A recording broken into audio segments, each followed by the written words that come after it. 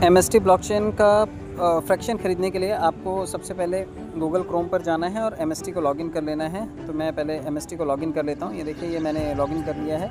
और लॉगिन करने के बाद आपको परचेज़ के ऑप्शन पर जाना है। यहाँ पर एक्चुअली दो ऑप्शंस आते हैं। आपको जब इसका फ्रैक्शन ख़रीदना होगा तो यहाँ पर दो ऑप्शंस आएंगे।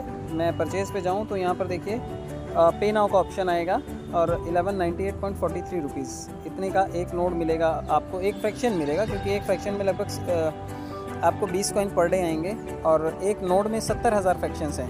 तो 70,000 फ्रैक्शंस में से एक टुकड़ा अगर आपको भी परचेज़ करना है तो इस वक्त 1198 रुपये 43 पैसे का है। नीचे पे नाउ को क्लिक करते हैं। ऑनलाइन और ऑफलाइन दो ऑप्शंस हैं यहाँ पर। ऑनलाइन कई बार पेमेंट अवेलेबल नहीं है तो आप ऑफलाइन कर सकते हैं। ऑफलाइन को जैसे क्लिक करेंगे, ये देखिए यहाँ पे AU स्मॉल फाइनेंस का इस बैंक का एक QR जनरेट हो जाता है। आप इसका स्क्रीनशॉट ले लीजिए और स्क्रीनशॉट लेकर के आप सिंगल फ्रैक्शन यहाँ से बाय कर सकते हैं, क्योंकि अगर आप अपने मोबाइल से ही पिक्चर को अपलोड करेंगे स्क्रीनशॉट को तो सिर्फ 2,000 रुपये ही आप यहाँ से इन्वेस्ट कर सकते हैं। तो 2,000 रुपये का फ्रैक्शन नहीं आएगा, लगभग 2,400 रुपये के दो फ्रैक्शन आएंगे। तो आप सिंगल परचेज़ कर सकते हैं। और मोबाइल से अगर किसी दूसरे मोबाइल में फ़ोटो इसका खींच लेते हैं और वहाँ से स्कैन करके पे करते हैं आप, तो आप अनलिमिटेड इसमें पेमेंट कर सकते हैं। तो हम लोग चलते हैं। सबसे पहले यहाँ पर ऑफलाइन पे करना है तो सबसे पहले मैं चलता हूँ गूगल पे के ऊपर और गूगल पे में जाने के बाद मैं गूगल पे से इसे स्कैन करूँगा। स्कैनर पे जाना है और अपलोड फ्रॉम गैलरी, तो मैं ये स्कैन कर लेता हूँ। ये देखिए यहाँ पर आ गया और 1198.43। एक बार मैं क्रॉस चेक कर लेता हूँ फिगर्स क्या थे इसके। 1198.43। तो मैं इसे पे कर देता हूँ यहाँ पर। ये यहाँ पर पे करते हैं और यहाँ पर पे करने के बाद चेक कर लेते हैं। हो सकता है आपको ये चीज़ें ना दिखाई दे रही हों क्योंकि कॉन्फिडेंशियल होती हैं। तो मैं यहाँ से ये देखिए, ये मास्टर स्ट्रोक टेक्नोसॉफ्ट प्राइवेट लिमिटेड को ये पेमेंट हो गया है।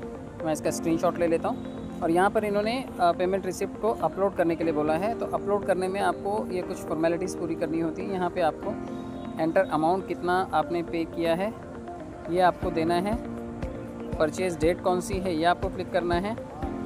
कौन से बैंक से दिया है तो मैं यहाँ पे बैंक का मेंशन कर देता हूँ।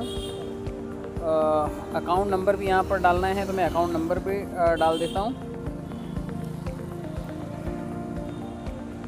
अकाउंट नंबर डालने के बाद एंटर ब्रांच नेम डाल देता हूँ मैं, कौन सी ब्रांच है।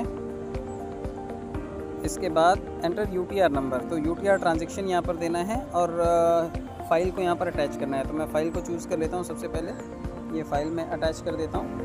उसके बाद यहाँ पर UTR नंबर देना है। तो UTR नंबर के लिए मैं एक बार चलता हूँ अपने स्क्रीन पर।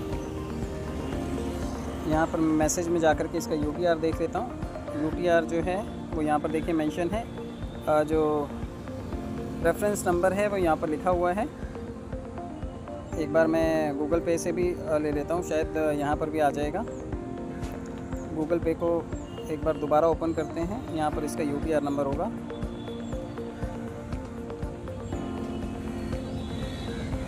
अभी फ़िलहाल यहाँ पर UTR नंबर नहीं दिखाई दे रहा है, 1 मिनट। तो ये जो रेफरेंस नंबर है यही यहाँ पर फिल करना है। तो मैं यहाँ पर फिल कर देता हूँ ये, और ये 24 से 48 घंटे में जाकर के क्लियर होगा।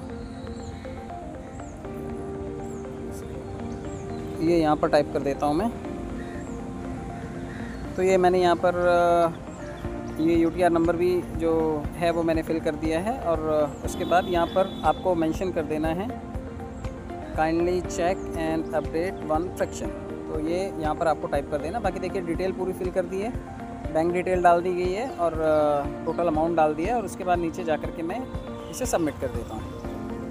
तो ये सिंपल सा प्रोसेस था, आपको ये फॉलो करना है। नीचे देखिए ये यहाँ पर पेंडिंग रिक्वेस्ट में आपको दिखाएगा कि ये अभी आपका ऑर्डर पेंडिंग है, क्योंकि जो फ्रैक्शन परचेज़ कर रहे हैं हम लोग वो फ्रैक्शन तुरंत आपका जो है वो अलाउ नहीं होगा। ये 24 से 48 घंटे लेगा, जैसा कि सिस्टम ने बोला है।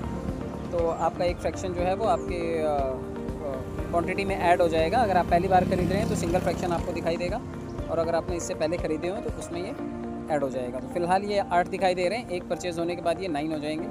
तो आप भी सिंगल फ्रैक्शन से शुरुआत कर सकते हैं, क्योंकि 20 कॉइन पर डे आएंगे और अगले 20 साल तक आपको कॉइन मिलने हैं। हॉल्विंग के बाद ये कॉइन थोड़े थोड़े क्वांटिटी में कम होते जाएंगे, लेकिन आपको लगातार मिलते रहेंगे। तो आप अपने लिए एक ऐसा चैनल बना रहे हैं जिसमें आपको अगले 20 साल तक कॉइन्स लगातार आते रहेंगे। तो कोशिश कीजिए कि आप कम से कम एक फ्रैक्शन ज़रूर परचेज़ करें, ताकि जैसे जैसे सिस्टम ग्रो हो और इसका यूज़ केस आए तो आप अपने फ्रैक्शंस को जो भी उसमें से कॉइन्स बनेंगे उसको सेल करके आप अपने प्रॉफिट को कैश करते रहें। चैनल को सब्सक्राइब कर लीजिए ताकि फ़र्दर डिटेल आपको टाइम से मिलती रहे। बहुत बहुत धन्यवाद। Thank you so much.